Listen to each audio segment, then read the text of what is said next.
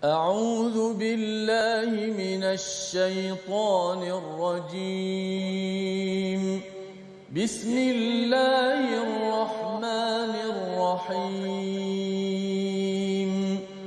الحمد لله رب العالمين الرحمن الرحيم مالك يوم الدين إياك نعبد وإياك نستعين اهدنا الصراط المستقيم صراط الذين أنعمت عليهم غير المغضوب عليهم ولا الضالين.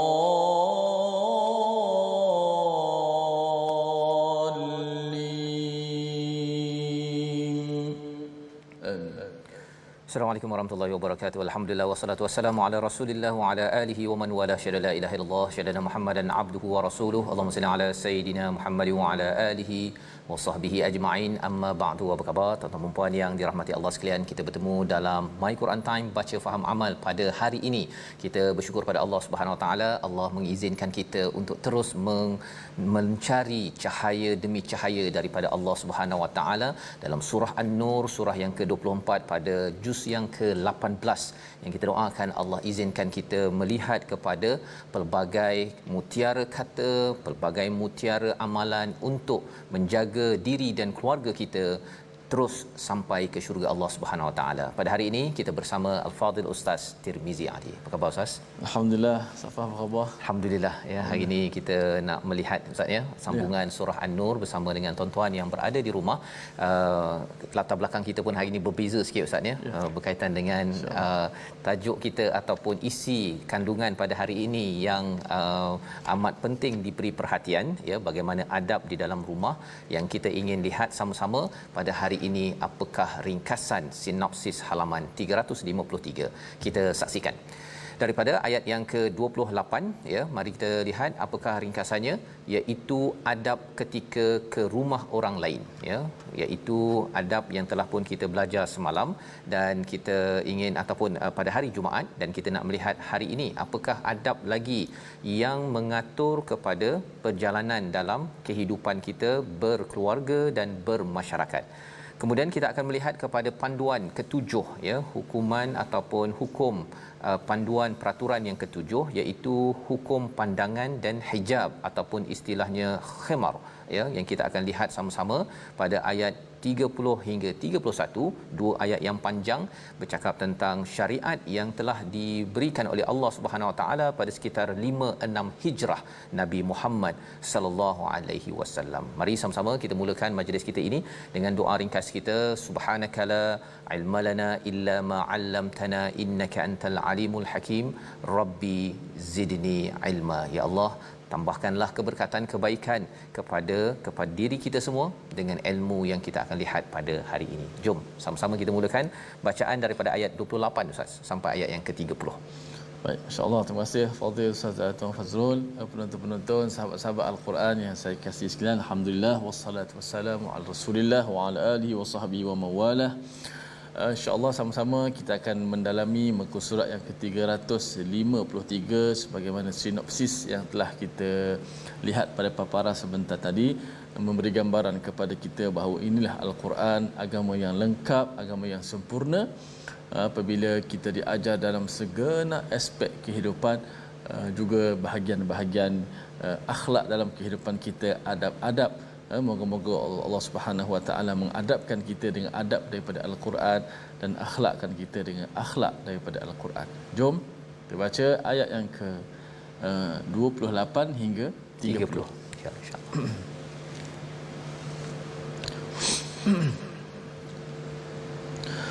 أعوذ بالله من الشيطان الرجيم بسم الله الرحمن الرحيم فإن لم تجدوا فيها أحدا فلا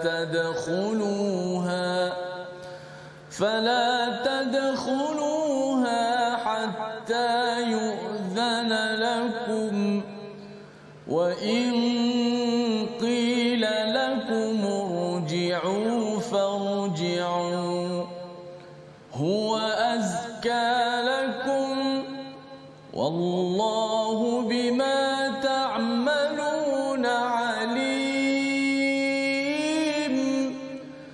ليس عليكم جناح أن تدخلوا بيوتا غير مسكونة فيها متاع لكم والله يعلم ما تبدون وما تكتمون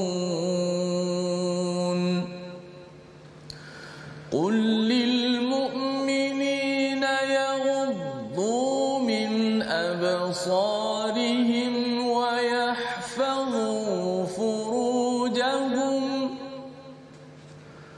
ذلك أزكى لهم إن الله خبير بما يصنعون صدق الله العظيم. Surah Al-Azim, gitulah 3 ayat daripada surah An-Nur untuk kita sama-sama melihat kepada apakah adab, ya, bagaimana kita menjaga adab di dalam kehidupan kita bermasyarakat dan juga berkeluarga. Dan kita sudah lihat dalam surah Al-Mu'minun bagaimana Allah memberitahu kepada kita, selain daripada kita menjaga solat kita, amalan spiritual personal kita, kita juga ada disiplin untuk menjaga maruah kita, kita menjaga amanah kita, kita menjaga daripada perkara yang sia-sia. Maka kalau katakan minggu lepas pada hari Jumaat kita sudah melihat bahawa kalau nak masuk ke rumah, apakah yang perlu dibuat Ustaz, ya? Kita kena 2 perkara. Tastanisu wa tusallimu, ya, iaitu kita buat signal, bagi signal, iaitu berdehem ke ataupun ketuk pintu ke, tekan loceng ke, apa-apa sahaja yang menyebabkan orang di dalam rumah itu bersedia, dan kemudian beri salam. Dan beri salam, ya, beri salam kepada ahlinya. Itu adalah lebih baik, ya, apa yang Allah nyatakan pada ayat yang ke-27. Pada hari ini kita melihat apa lagi adab yang perlu kita buat. Fa illam tajidu, jika kamu tidak menemui seorang pun fiha ahadan, pada rumah tersebut, jangan masuk. Fala tadkhuluha, jangan masuk hatta yu'zana lakum, sehingga kamu mendapat izin. Maksudnya orang beri salam Ustaz, ya. Orang beri salam, orang tu jawab juga salam dalam rumah, tapi dia tidak mahu buka pintu ataupun dia tidak mahu izinkan, maka apa Allah cakap? Fala tadkhuluha, jangan masuk, ya. Wa in qila lakum murji'u, jika disuruh balik, farji'u. Ya, kalau disuruh balik. Mungkin dia buka pintu, lepas tu dia kata saya ni tak bersedia, saya ni nak keluar, ataupun saya ni ada hal, boleh balik tak? Kan? Itu nampak macam agak kasar sikit Ustaz, ya, istilah irji'u ini, ya, istilahnya irji'u, baliklah, bukannya bi fadli irji'u, kan, dengan sila balik please, contohnya sila kembali, dia tak jawab. Dia mungkin tuan rumah tu bercakap dengan cara yang kasar. Masih lagi pada waktu itu, apakah yang perlu kita buat? Farji'u, walaupun kita yang sepatutnya kita cakap lembut-lembut, ya, tetapi ini adalah adab kepada orang yang datang. Contohlah Ustaz, ya, kadang-kadang kita buat appointment, kan, kita kata kenduri kahwin lah, kalau ada kenduri kahwin nanti pukul 11 pagi dia punya masa je, dia bagi timing. Yang kawan ni dia punctual sangat, dia cepat sangat, dia datang pukul 7 pagi Ustaz. 7 pagi dah pergi ke rumah orang tersebut, ya, dia kata kalau boleh saya tolong ke apa ke. Kalau tuan rumah kata kami ni banyak hal lagi, kan, awak balik dululah, maka adab yang perlu dibuat pada ayat yang ke-28 ini, kita kena balik, ya. Kerana apa? Itu adalah hak bagi tuan rumah untuk bukan menghalau tapi suruh balik, ya. Maka itu perlu dibuat. Huwa azka lakum, itu adalah lebih baik ataupun lebih bersih. Jangan pula kita kata mengapa pula saya tak boleh duduk sini, saya kan tetamu, awak kena layan saya sebagai tetamu. Tak ada, ya. Ini adalah adab yang perlu kita beritahu. Pasal kadang-kadang ada orang guna kaedah kan tetamu perlu dihormati 3 hari, Ustaz, kan. Jadi bila tuan rumah yang dah dapat tetamu, dia kalau bersedia okey, dia layan. Kalau dia dah terima masuk 3 hari. Tetapi kalau dia tidak bersedia, dia boleh saja kata minta maaflah, saya tak bersedia untuk terima selama 3 hari ini, ya. Saya pun tak, walaupun 2 minit pun tak boleh. Farji'u, itu adalah lebih bersih. Dan jangan pula tanya pasal apa pula dia halau saya, dia ni memang kurang beriman. Tak, sebenarnya tanda beriman ialah orang yang dia rasa payah untuk melayan, dia beritahu awal-awal, dan orang yang kena yang kena pulang itu dia akan pulang. Wallahu bima ta'maluna alim, dan Allah amat mengetahui apa yang kamu lakukan. Maksudnya ialah kita buat apa yang disuruh oleh Allah SWT, tidak masuk ke satu rumah, ya, tanpa izin, dan juga kalau orang suruh balik, tak ada pula ada yang kata dia tak nak balik, dia pusing-pusing rumah orang tersebut, ataupun dia membuat hal-hal yang mengganggu kepada tuan rumah. Ayat 29, ya, bila bercakap tadi tentang buyut, ya, buyut ini adalah kita bercakap tentang rumah, Ustaz, ya. Tempat kerja pun sebenarnya adalah buyut kerana kita menggunakan masa kita yang banyak di tempat kerja. Jadi Allah menjelaskan lagi pada ayat 29 tambahan, laisa alaikum junahun an tadkhulu buyuta, ya, tidak ada masalah jika kamu, ataupun tidak berdosa jika kamu masuk ke rumah-rumah ataupun tempat-tempat. Buyut ini tempat yang kita guna lama, ya. Contohnya tempat kerja pun boleh digelar office, Ustaz, ya, juga buyut.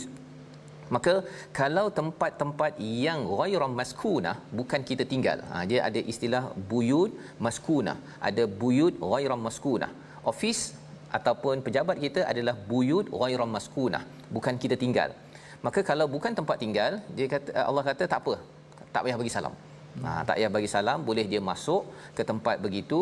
Fiha mata', kerana di situ fiha mata'ul lakum, ada fungsinya ialah kita bekerja, ya, mungkin itu adalah dewan orang ramai, mungkin itu adalah masjid. Jadi kita tak perlu beri salam tadilah, ya.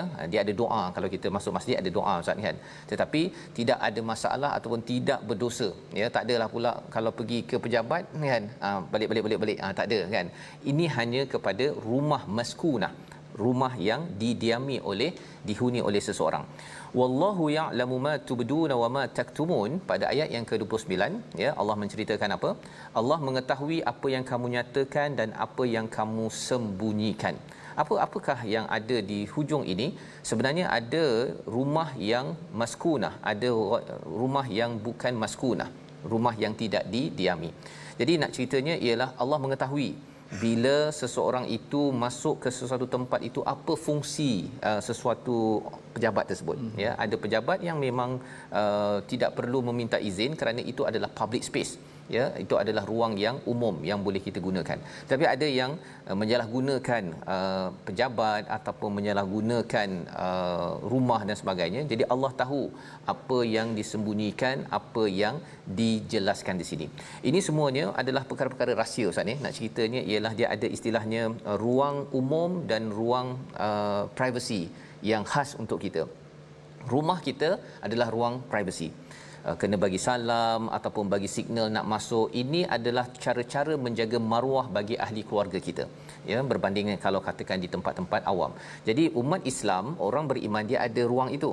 Dia bukannya dia main hentam sahaja. Itu pelajaran yang kita nak ambil daripada sini. Ada orang yang dikata bahawa zaman sekarang kan zaman open, kan, borderless world. Dia kalau dia apa yang dia buat dekat pejabat, dia boleh buat kat rumah, apa yang dia buat kat rumah dia buat kat pejabat, apa yang dia buat dalam rumah dia tunjuk di ruang media. Itu yang kadang-kadang ada orang ambil gambar, Ustaz, ya. Gambar dia dalam rumah itu juga dia letak dekat Facebook, dia letak kat Twitter, dia rasa bahawa ini hak saya. Sebenarnya apa yang disampaikan di sini, wallahu ya'lamu ma tubduna wa ma taktumun, Allah tahu apa yang kamu nampakkan, yang kamu sembunyikan. Mana yang perlu sembunyikan, bukan semua gambar ataupun semua perkara nak diceritakan pada satu dunia. Terutama media sosial Ustaz ya. Ini perkara yang perlu diberi perhatian. Contohnya apa Ustaz ya? Kalau katakan gambar suami isteri kan. Katakan dia gambar suami isteri kan, dia walaupun berpakaian tutup, tetapi kalau terlampau intim ke ataupun yang tak sesuai, tak payahlah letak dekat Facebook kan, ataupun nak tunjuk pada satu dunia betapa kami ini amat erat kan. Ini antara adab-adab untuk menjaga privasi ya, dan perkara ini adalah suatu perkara yang agak sensitif, berat, tetapi ini adalah tarbiyah daripada Allah SWT. Selepas umat Islam ini ya telah dilatih dengan iman, maka mereka menerima hakikat ini. Apa lagi peraturan Allah beritahu? Ayat 30 yang perlu kita sama-sama beri perhatian. Kita baca bersama Ustaz. Baik, terima kasih Fadil Ustaz Fazrul menerangkan kepada kita bagaimana adab kita.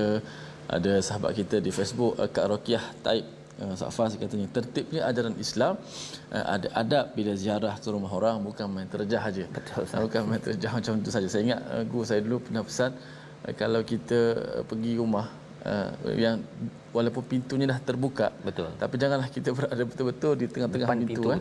Betul. Sebab kita tengok mungkin orang dalam rumah itu dalam keadaan yang tidak bersedia, kita main tengok je semua kan. Itu penting, minta izin, bagi salam dan sebagainya. Masya-Allah. Tertib ajaran Islam supaya apa ni tidak menimbulkan fitnah-fitnah yang lain. Apatah lagi zaman sekarang ni ada WhatsApp, ada semua macam Ustaz sebut tadi ya. Kalau suruh balik-balik. Dan dia dibincang juga zaman sekarang ni, kalau kita ada WhatsApp lagi mudah. Nak pergi rumah orang tu kita boleh tanya dulu kan. Boleh datang tak petang ni? Agak lapang tak? Kalau dia kata ada alasan tu, janganlah kita duk tekan lagi Ustaz. Itulah tak nisu zaman sekarang Ustaz ya. Perlu kita bagi signal dulu. Berbanding dengan kita rasa macam saya berhak, saya sebagai tetamu kan, kawan dan ada urusan. Itu adab sebenarnya. Masya-Allah. Baik, kita tekankan adab seterusnya ayat 30. A'udzubillahi minasyaitanir rajim. Qul lil mu'minina yaghuddu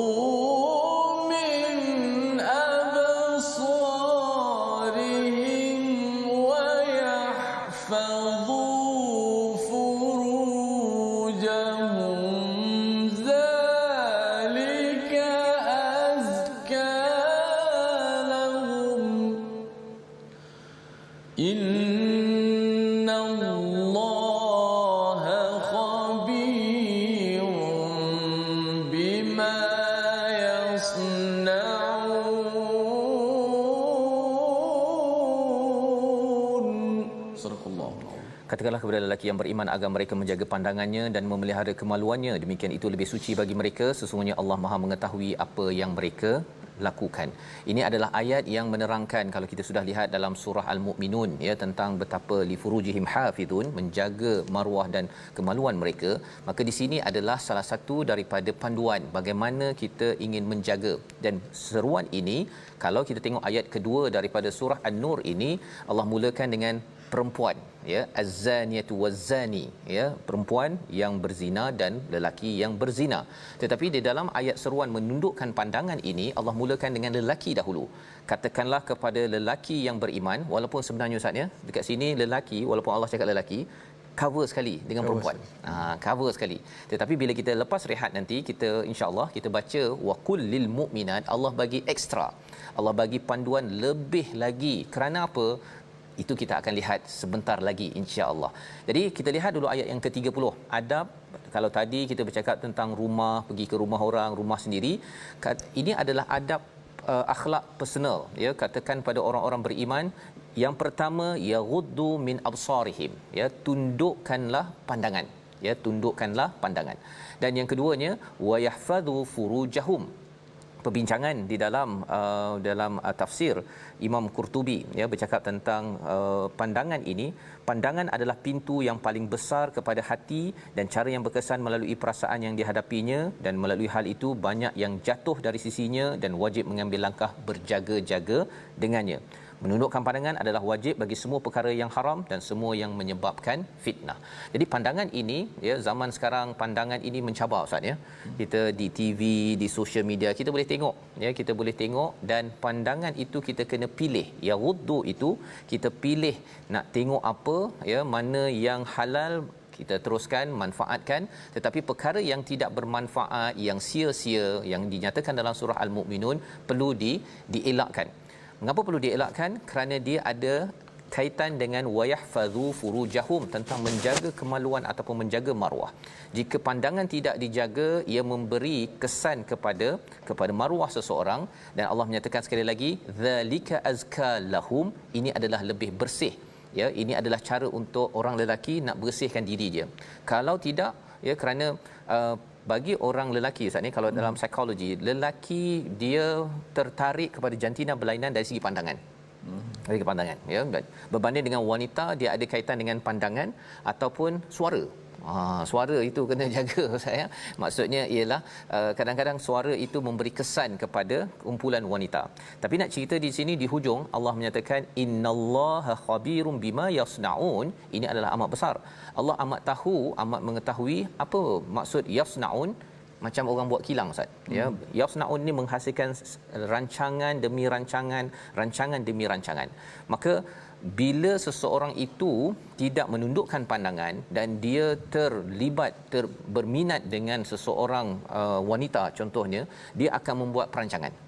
Perancangannya mula-mula dia step pertama, mula-mula tanya hi, kan, lepas tu ada Facebook ke, lepas tu dia tambah lagi perkataan, lebih lagi perkataan, dan akhirnya ia menghasilkan satu plan, satu perancangan yang menyebabkan tergadai bagi sesuatu maruah seseorang lelaki dan wanita. Perkara inilah yang kita kena pastikan, jaga betul-betul, membawa kepada perkataan pilihan kita pada hari ini. Kita saksikan, iaitu azina, mengizinkan, 102 kali disebut di dalam Al-Quran, dan kita belajar daripada ayat yang ke-28. Apabila kita selalu minta izin, ya, selalu menjaga privasi tempat rumah orang lain, lokasi lain, maka itu adalah salah satu daripada tarbiyah untuk menjaga pandangan, dan menjaga pandangan itu ada kaitan dengan menjaga maruah di antara lelaki dan wanita.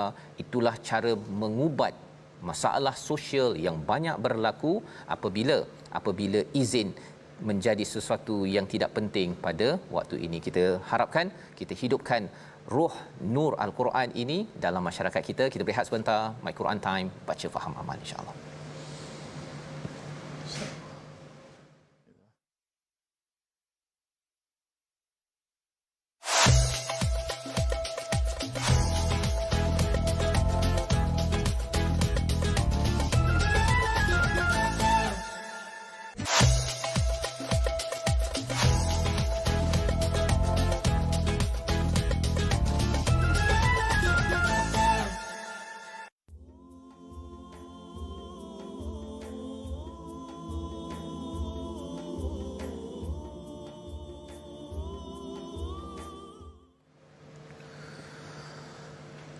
Bismillahirrahmanirrahim.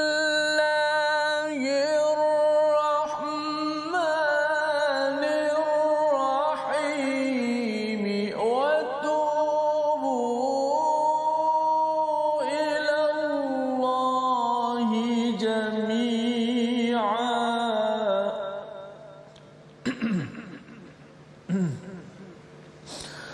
Wa tubu ila Allahi jami'an ayyuhal mu'minuna la'allakum tuflihun. Dan bertaubatlah kamu semua kepada Allah Subhanahu wa taala, wahai orang-orang yang beriman, agar kamu beruntung.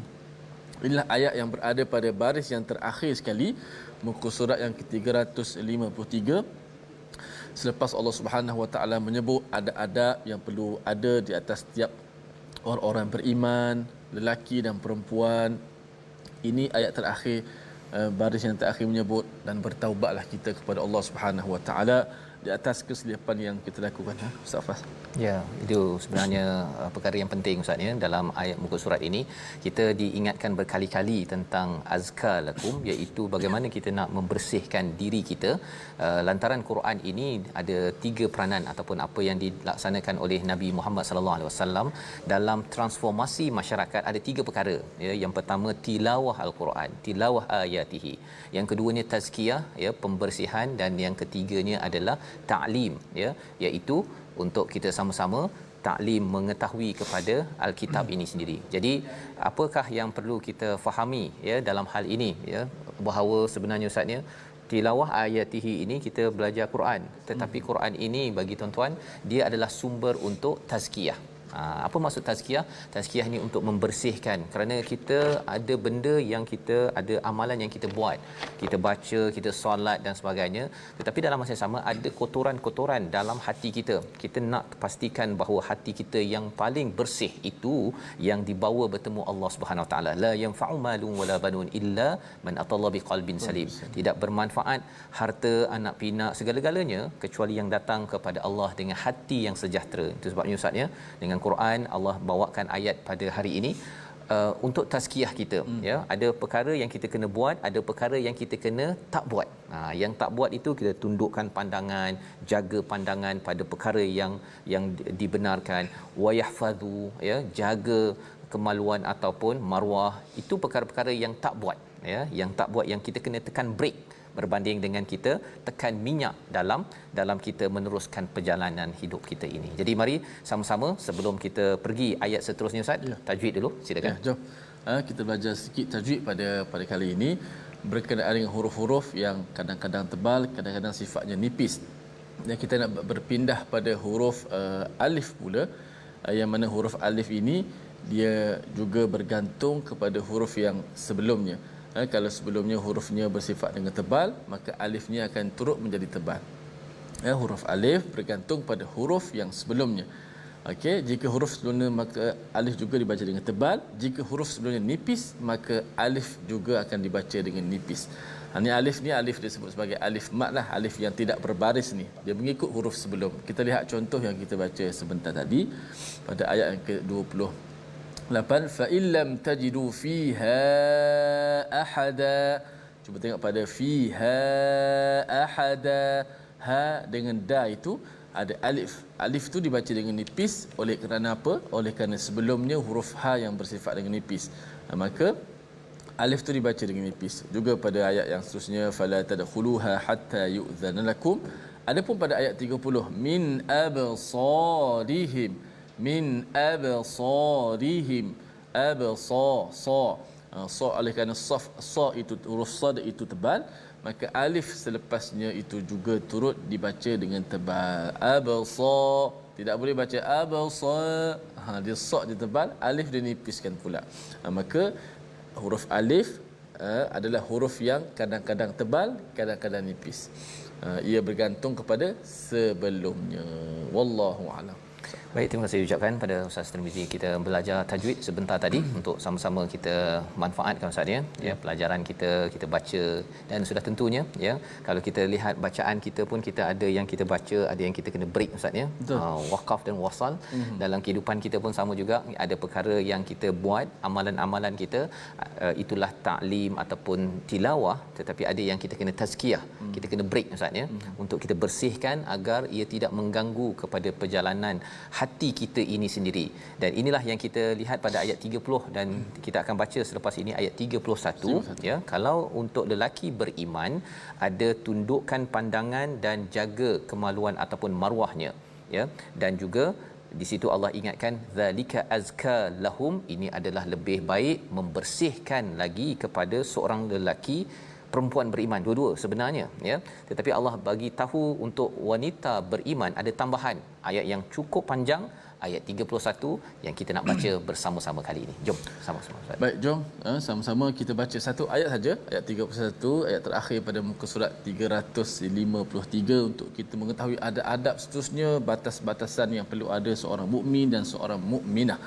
Inilah adalah akhlak Nabi sallallahu alaihi wasallam. Bila orang tanya Aisyah, macam mana akhlak Nabi? Akhlak Nabi Al-Quran lah. Betul. Sebab tu kita dalam proses nak ikut acuan Al-Quran. Mudah-mudahan inilah akhlak Nabi sallallahu alaihi wasallam yang kita juga nak belajar tadabbur untuk sama-sama kita ikuti insya-Allah. Jom sama-sama kita baca ayat yang ke-31.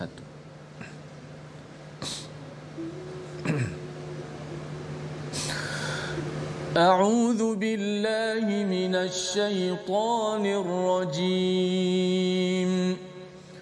وَقُلْ لِلْمُؤْمِنَاتِ يَغْضُضْنَ مِنْ أَبْصَارِهِنَّ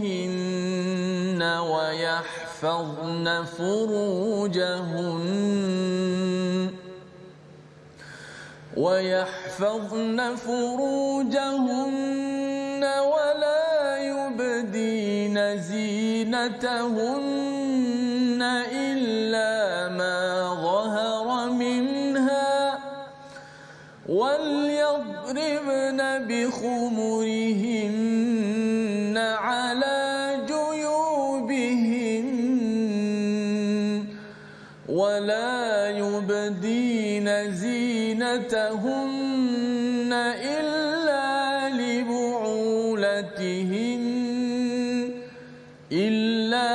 لِبُعُولَتِهِنَّ أَوْ آبَائِهِنَّ أَوْ آبَاءِ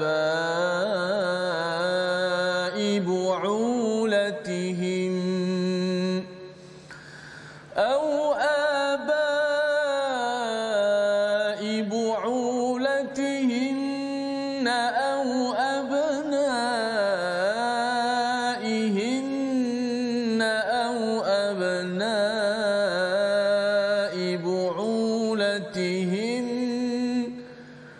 أَوْ أَبْنَاءِ بُعُولَتِهِنَّ أَوْ إِخْوَانِهِنَّ أَوْ بَنِي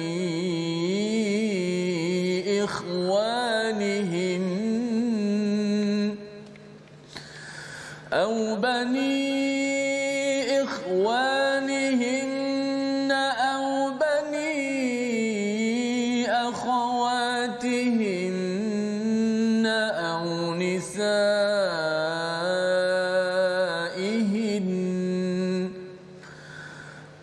نسائهن أو ما ملكت أيمانهن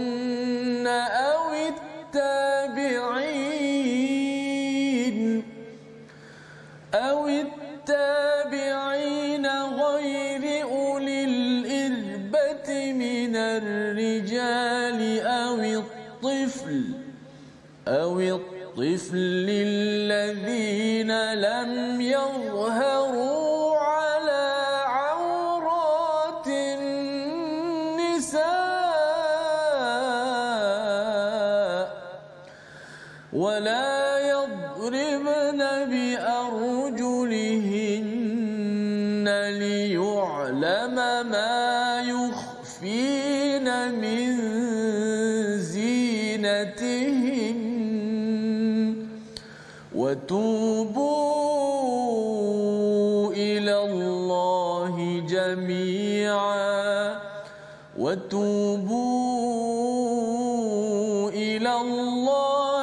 جميعا أيها المؤمنون لعلكم تفلحون. صدق الله العظيم. Surah Al-Azim, gitulah bacaan satu ayat sahaja daripada surah ini Ustaz ya, daripada halaman ini, iaitu ayat 31 ya, 31 panjang ya, dan ia adalah kesinambungan daripada ayat 30. Katakan kepada lelaki beriman juga untuk wanita beriman, tetapi diberikan highlight penekanan pada ayat 31 ini. Waqul, katakanlah lil mu'minat, kepada wanita-wanita yang beriman. Yang pertama, yaghdudna min absarihinna, iaitu tundukkan pandangan, sama seperti lelaki yang beriman misalnya. Yang kedua ialah wayahfazna furujahunna, iaitu jagalah kemaluan maruah mereka. Dan ada lagi ketiga ekstra yang diberikan kepada wanita-wanita beriman, kepada anak kita, kepada mak kita, kepada kakak kita, kepada semua wanita yang beriman, yang percaya kepada Allah, percaya untuk ke akhirat untuk mendapat syurga Allah Subhanahu Wa Taala. Ini yang kita kena ajarkan. Dan kita kena faham bahawa surah ini turun sekitar 5-6 Hijrah. Ia adalah satu perkara yang telah dididik dengan iman. Maka bila turun ayat ini ustaz ya, ayat-ayat ini menyebabkan ada orang-orang wanita di Madinah itu dia pergi koyakkan kain untuk melaksanakan isi surah ataupun ayat ini ya.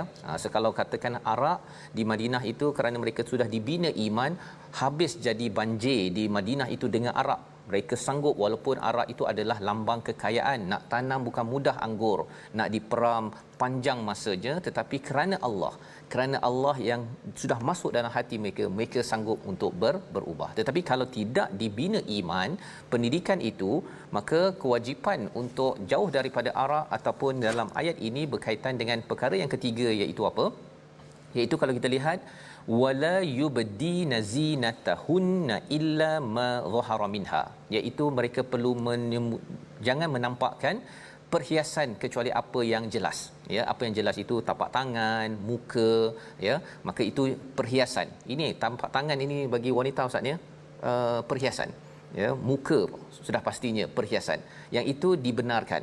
Tetapi selain daripada itu tidak dibenarkan, maka perlu wala yubdin ya, iaitu jangan dinampakkan kepada masyarakat ataupun kepada orang luar, kecuali beberapa kumpulan. Ada 12 kumpulan yang dinyatakan pada ayat ini. Dan bila bercakap tentang 12 kumpulan ini amat spesifik ustaz ya, kita akan tengok satu persatu ya. Satu ialah ini peraturan. Kita tahu ini peraturan. Tetapi kita nak faham apakah hikmah di sebaliknya. Itu orang cakap ustaz ya, dia kalau pasir tu dia jumpa dekat mana-mana. Tetapi kalau batu permata dia tak ada dekat tepi-tepi jalan. Rasa nak tengok tak ada. Dia dekat kedai kan. Kedai itu pun ada kaca, lepas tu letak dalam satu bekas, dan bekas itu pula tertutup kan, dan itu adalah tempat permata. Maka golongan wanita beriman yang dinyatakan di dalam al-Quran adalah permata-permata. Mak kita, kakak kita, anak perempuan kita, semua adalah permata yang perlu dijaga. Dan siapakah yang akan menjaganya? Allah Subhanahu Wa Taala memberikan syariat penjagaan ini, iaitu tambah lagi satu selain daripada tundukkan pandangan, jaga maruah, kemaluan. Yang ketiganya ialah apa? Jangan nampakkan perhiasan, wal yadribna bihumrihinna ala juyubihinna, iaitu mereka hendaklah menutupi, tarikkan ataupun labuhkan kepada tudung mereka ala juyubihinna. Ya, khumur ini ustaz ya, khumur ini dia ada kaitan dengan khamar. Khamar kan arak. Arak ini dia maksudnya ialah bila arak dia menyebabkan kita punya minda dan lidah kita ni tak betul. Kan orang minum arak tu jadi mabuk kan. Jadi bila kita tengok bihumrihinna ini, apa kaitannya? Kaitannya ialah Allah nak memastikan bahawa sesuatu yang kalau khamar itu memabukkan, benda yang tak nampak, maka khumur ini adalah untuk menutup. Kalau arak menutup ke akal ataupun kewarasan. Okey, susah nak sebut ustaz ya. Bagi tudung adalah untuk menutupkan perhiasan itu. Itu falsafah, bukan falsafah lah, memang maksudnya pun begitu. Ya, khamar arak, tapi khumur ini adalah tudung, satu lapisan di atas pakaian biasa, mungkin ada pakai t-shirt ke, pakai apa ke, tapi diletakkan satu lagi pakaian untuk menjadi pakaian yang menutup aurat. Jadi ini adalah seruan Allah pada ayat ini, iaitu wal yadribna bihumrihinna ala juyubihinna. Nak sebut pun susah ustaz ya. Memang syariat ini pun susah juga ya. Memang bukan mudah dia nak diamalkan. Kata Saidina Aisyah, kalaulah ayat-ayat syariat ni turun seawal di Mekah, rasanya ramai orang-orang tidak beriman. Tetapi syariat ini Allah faham bahawa ia melalui proses pendidikan, iman dibina, pengorbanan hanya kerana Allah. Maka perempuan-perempuan di Madinah itu mereka sanggup mengoyakkan apa sahaja kain yang ada hanya untuk melaksanakan wal yadribna bihumrihinna ala juyubihinna. Apa maksud juyubihinna? Ini adalah belahan ya pada dada ya. Ini adalah perkara sensitif ya, dan kalau katakan ianya tidak diberi perhatian ya, maka itu akan mengundang pelbagai malapetaka di dalam kehidupan bersosial. Baik. Jadi pada siapa yang boleh? Yang maksudnya tak payahlah pakai tudung penuh ya, ikut kepada tahap aurat yang dibenarkan. Yang pertama ialah libu'ulatihinna, iaitu suami-suami mereka. Itu kumpulan pertama ya. Yang kedua adalah kepada au abaihinna, iaitu ayah mereka. Okey, nombor 2 ya, balik kampung nanti ustaz ya, check balik ya. Suami okey kan. Ayah okey. Yang ketiga ialah kepada siapa? Au abaibuulatihinna, iaitu bapa mertua. Bapa suamilah. Bapa suami ya, bapa suami, mertua. Jadi okey. Kemudian yang keempat, au abnaihinna, kepada anak-anak lelaki mereka. Sudah pastilah anak lelaki. Baik. Kemudian kepada au abnai buulatihinna, anak-anak lelaki ya, kepada suami mereka ya, anak lelaki pada suami mereka. In case lah ada katakan suami itu bukannya dia baru kahwin kan, suami dah ada anak lelaki, okey, anak angkat ataupun anak tiri okey. Okay. Kemudian kepada saudara lelaki mereka. Saudara lelaki ni abang kita lah, abang ke adik lelaki, itu dibenarkan. Ikhwanihinna au bani ikhwanihinna, ataupun kepada anak lelaki saudara lelaki mereka ya. Anak apa ustaz ya? Anak saudara lah kan, anak saudara. Kemudian au bani akhawatihinna ya, kepada anak saudara kepada adik-beradik perempuan kita. Spesifik Allah beritahu sampai tahap begitu sekali ustaz ya. Pasal apa? Abang kakak ya, sebenarnya dia ada anak dia, Allah asingkan. Asingkan sampai tahap begitu sekali. Mengapa? Pasal si abang akan kahwin dengan isteri dia. Jadi isteri dia itu tak boleh pula. Kan dia sensitif pula, dia ada hukum pula kat situ. Jadi nak kena, dia amat sensitif. Nak ceritanya permata ini kita cakap tentang permata, wanita-wanita Islam adalah permata, dia kena letak pada tempatnya sahaja. Okey, boleh tengok. Ya, boleh tengok. Tetapi yang lainnya memang kena pakai tudung ya. Allah beritahu. Dan kemudian kepada nombor 9, sesama perempuan au nisaihinna, perempuan Islam okey, bolehlah mereka tak pakai tudung. Kemudian kepada hamba sahaya au ma malakat aymanuhunna ya. Dan kemudian pada ayat yang ke-12 itu ataupun kumpulan ke-12 11 ya, mereka yang tidak mempunyai keinginan ya kepada wanita.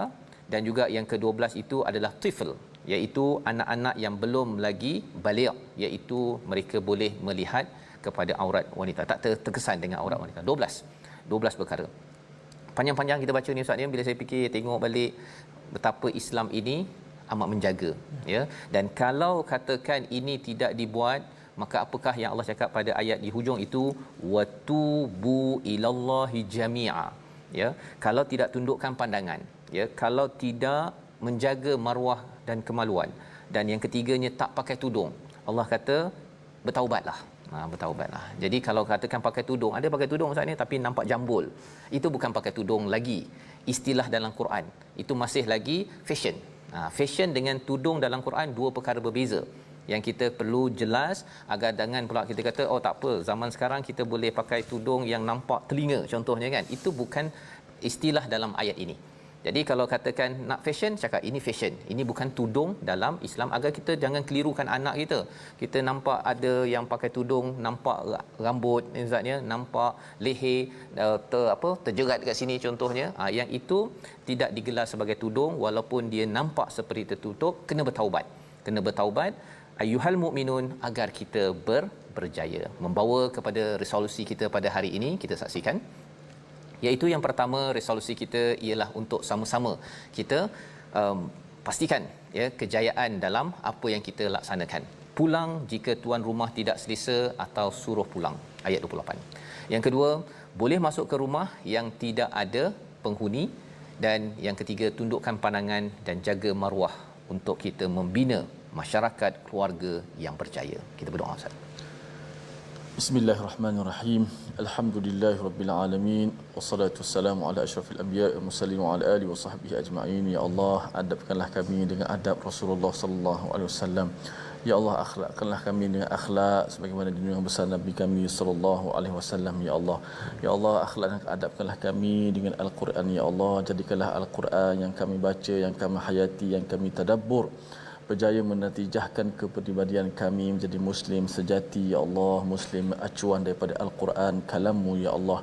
Ya Allah, berilah kepada kami akhlak yang mulia ya Allah, tutupkanlah akan aib kami ya Allah, ampunkanlah salah silap kami di masa lalu ya Allah. Ada ketika kami telah melakukan perkara-perkara yang Kau haramkan ya Allah, ampunkanlah dosa-dosa kami ya Allah. Kami bertaubat kepadamu ya Allah, Kau Maha Pengampun lagi Maha Pemurah ya Allah. Walhamdulillahi rabbil alamin.